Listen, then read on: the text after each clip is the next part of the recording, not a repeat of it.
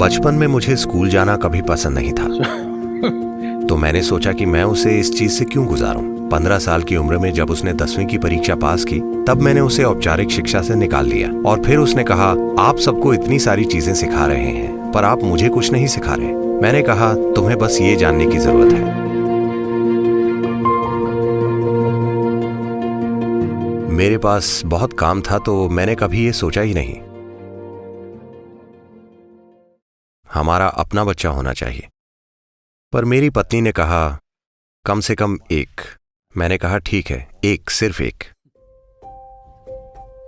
तो ऐसा हुआ, और जब वो छोटी थी, 3-3.5 महीने की, तब से मैं पूरे दक्षिण भारत में ड्राइव करता था। वो मेरी कार की आगे की सीट पर बंधी रहती थी। मैं अकेला कार चलाता था। मेरा एक हाथ यहां, एक हाथ स्टीयरिंग व्हील पर। ये वो समय था जब हम ईशा फाउंडेशन बना रहे थे, तो मैं बहुत ज्यादा यात्रा करता था, और वो मेरे साथ रहती थी जब वो 3.5 महीने की शिशु थी। तो पहले 4 साल वो मेरे साथ कार में बड़ी हुई और कई लोगों के घरों में भी। इसलिए वो हजारों लोगों से मिली, और उसने सीखा कि किसी भी घर का हिस्सा कैसे बना जाता है, कहीं भी, चाहे वो दुनिया का सबसे समृद्ध घर हो या एक आदिवासी का घर हो। मैं जहां कहीं भी रहा, मैंने पक्का किया कि उसका हर चीज से सामना हो। मैं नहीं चाहता था कि उसमें पूर्व धारणा की भावना विकसित हो, पसंद नापसंद की कहाँ रहना है और कहाँ नहीं रहना है।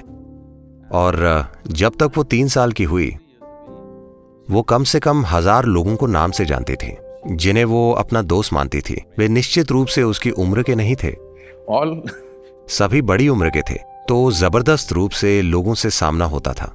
और मैंने सोचा कि मैं उसे स्कूल नहीं भेजूंगा, क्योंकि मुझे स्कूल जाना कभी पसंद नहीं था जब मैं छोटा था। तो मैंने सोचा कि मैं उसे क्यों इस चीज से गुजारूं। फिर जो इकलौती चीज जो मैं उसे उपलब्ध नहीं करा पाया, वो थे उसके हम उम्र के बच्चे। तो मैंने उसे ऐसे स्कूल में भेजा जहां ज्यादा कंपटीशन और ज्यादा दबाव नहीं था। इसलिए मैंने ऐसा स्कूल ढूंढा जिसे जे कृष्णमूर्ति द्वारा शुरू किया गया था, और मैंने उसे वहां भेजा ताकि चीजें आसान हो। और मैंने उनसे कहा, तुम मेरी लड़की पर सख्ती मत करना, क्योंकि मैं उसके रिपोर्ट कार्ड की ओर नहीं देखने वाला। मैं नहीं पूछने वाला कि तुम्हारी रैंक क्या आई है। मैं नहीं पूछने वाला कि तुम क्या बनोगी। तो आपको उसके अंकों और उसकी शिक्षा की चिंता करने की जरूरत नहीं है। अगर वो खेलती है, अगर वो अच्छी तरह खाती है, तो मैं खुश हूं। वो बढ़ रही है, उसे अच्छे से खाना चाहिए। अगर वो अच्छे से खेलती है, अगर वो हंसती है, गाती है और नाचती है, तो मैं खुश हूं। मुझे चिंता नहीं है, क्योंकि जब मैं स्कूल में था तो हर टेस्ट में मैं एक सा था। मुझे हमेशा 6 0 मिलते थे, क्योंकि मैंने किसी भी पन्ने पर एक भी शब्द नहीं लिखा। अगर वे जोर देते तो मैं अपना नाम लिख देता, नहीं तो मैं नहीं लिखता था। और फिर अंतिम परीक्षा होती थी, तब मैं सिर्फ 35 नंबरों के लिए मेहनत करता था, और मुझे हमेशा 35-36 ही मिलते थे। मैं हिसाब लगाता था। मैं 30 मिनट से ज्यादा कभी परीक्षा हॉल में नहीं बैठा। पहली घंटी और मैं हमेशा बाहर। मैं बस यही हिसाब लगाता था कि अपने दोस्तों के साथ अगली क्लास में जाने के लिए क्या करना होगा, और मैं बस वही करता था। मैं ये सब क्यों कह रहा हूँ, क्योंकि ये सब कुछ मैंने बचपन में देखा था। जब हर महीने रिपोर्ट कार्ड आता था, तो क्लास में कुछ बच्चे रोते थे, क्योंकि उनके उतने नंबर नहीं आते थे जितने उनके शेर माता पिता चाहते थे। और कुछ गर्व से घूम रहे होते थे, क्योंकि वो पहले या दूसरे स्थान पर आए होते थे। जब भी टीचर मुझे कार्ड देते, ये रिपोर्ट वाली चीज, मैं बस उसे लेता और अपने पिता को दे देता। मैंने कभी खोलकर नहीं देखा, क्योंकि मुझे लगता था कि ये टीचर और मेरे पिता के बीच की बात है। मैं दखल देकर नहीं देखना चाहता था कि क्या चल रहा है।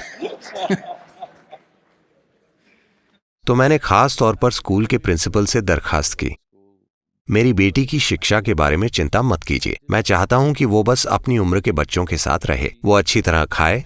बस इतना सुनिश्चित कीजिए कि वो अच्छी तरह खाए, यही मेरी चिंता है। वो अच्छे से खाती है, खेलती है, हंसती है, उछलती है और नाचती है, तो मैं खुश हूं। तो जब वो 15 की हो गई और 10वीं की परीक्षा पास की, मैंने उसे औपचारिक शिक्षा से निकाल लिया। और क्योंकि ये उसकी माँ का सपना था और मेरी बेटी की भी बहुत रुचि थी, तो मैंने उसे नृत्य सीखने के लिए भेज दिया। वो भरतनाट्यम सीखने लगी, और अब वो देश के उभरते कलाकारों में से एक है। तो मैंने कभी उसे एक बच्ची नहीं माना। पहली बात, 2 साल की उम्र से जब से वो बोलने लगी, मैंने हमेशा उसे बराबर माना, एक बड़ी उम्र के व्यक्ति की तरह। आप जानते हैं, हम ईशा फाउंडेशन तैयार कर रहे थे। ये स्वयं सेवकों द्वारा चलाया जाता है। स्वयं सेवक का अर्थ है हम अलग अलग काम करते हैं, हम दुनिया भर में बिजनेस और बड़े प्रोजेक्ट्स चला रहे हैं। उनमें से सिर्फ कुछ टीचर प्रशिक्षित हैं, बाकी कोई भी अपने काम के लिए प्रशिक्षित नहीं है। ठीक है, क्योंकि मैं इंतजार नहीं कर सकता और आईआईटी या आईआईएम या ऐसी जगह से किसी को नहीं चुन सकता। वे जिन्हें आप सभी के द्वारा रिजेक्ट कर दिया जाता है, शायद वे मेरे पास आते हैं। जो भी आता है मैं उन्हें ले लेता हूं और इस काम उस काम हर तरह के काम में लगा देता हूं। तो जो काम एक शब्द में किया जा सकता है, मुझे 100 शब्द बोलने पड़ते हैं उन्हें समझाने के लिए, ताकि वे काम करते रहें, प्रतिबद्ध रहें, ताकि काम आगे बढ़े। और क्योंकि वे स्वयं सेवक हैं, आप उन्हें निकाल नहीं सकते। जो भी हो, आप उन्हें अकुशलता या किसी वजह से निकाल नहीं सकते। इसलिए संगठन में, मैनेजमेंट में जो भी समस्याएं होती, लोगों की व्यक्तिगत समस्याएं, वयस्क समस्याएं, हर तरह की समस्याएं, मैं कभी भी उसे एक समस्या देता और कहता इसका क्या करें। वो अद्भुत और सरलता से भरपूर समाधान निकालती। कभी कभी सटीक समाधान, कभी कभी कुछ निराला।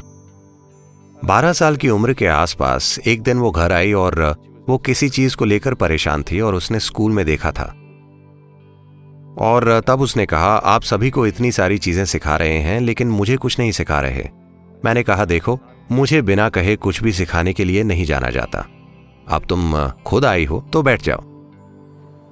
This is all you need to know. You never look up to anybody. मैंने कहा, तुम्हें बस यही जानने की जरूरत है, किसी को ऊंचा मत मानना। भौहें तन गई, आपको भी नहीं। मैंने कहा, खास तौर से मुझे, क्योंकि जो मैं हूं उसका महत्व तभी है जब तुम मुझे वैसा ही देखो जैसा मैं हूं। अगर तुम मुझे ऊंचा मानोगी तो तुम मुझे दीवार पर टांग दोगी और शायद धूप जलाओगी या मुझ पर माला डाल दोगी और मेरे बारे में भूल जाओगी। इससे तुम्हारे जीवन में कोई बदलाव नहीं आएगा। तुम्हें मुझे वैसे ही देखना चाहिए जैसा मैं हूं। मुझे बस वैसा ही देखो जैसा मैं हूं, फिर मैं तुम्हारे लिए बहुत महत्व का हूं।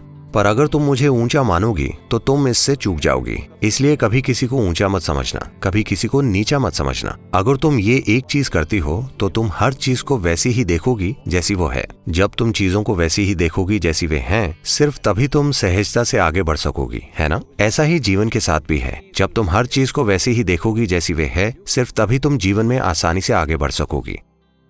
आपको अपने बच्चों को सिर्फ यही काबिलियत देनी है। तो मैंने हमेशा उसके साथ बड़ों जैसा बर्ताव किया, कभी खुद को उससे ऊपर रखने की कोशिश नहीं की। मैंने यही बुनियादी परवरिश की कि उसे ना तो किसी को ऊंचा मानने की जरूरत है और ना ही किसी को नीचा मानने की जरूरत। बस हर चीज को वैसे ही देखो जैसी वो है। बस जीवन को वैसे देखना सीखना जैसा वो है। ऊंचा समझना एक झूठ है, नीचा समझना एक झूठ है। ऊंचा देखना एक तरह की पूर्व धारणा से होता है, नीचा देखना भी एक पूर्व धारणा से होता है। जीवन का हर रूप, हर चीज, चाहे वो जो भी हो, उसे आदर देने की काबिलियत होना, यही हमारी संस्कृति है। मैं चाहता हूं आप इसे समझें। कोई फर्क नहीं पड़ता कि कौन सी चीज है। अगर कोई कागज भी हो, जब हम बड़े हो रहे थे तो एक कागज पर भी पैर नहीं रख सकते थे। हाँ या ना? आप में से कई लोग इसी तरह अपने घरों में बड़े हुए हैं। बस एक छपा हुआ कागज, ये कुछ नहीं है। हो सकता है समाचार रद्दी हो, पर आप उस पर कदम नहीं रख सकते क्योंकि आप खुद को उसके जरिए शिक्षित करते हैं। अगर आप धरती पर पैर रखना चाहते हैं तो आप उसके आगे झुकते हैं। आप किसी चीज को ऊंचा नहीं मानते या किसी चीज को नीचा नहीं मानते। जो आप अपने भगवान के साथ करते हैं वही आप सबके साथ करते हैं। ये किसी सांस्कृतिक या धार्मिक तरीके से ना बताते हुए मैंने बस इसे उसके जीवन में उभारा और मुझे लगता है इसने शानदार तरीके से काम किया है।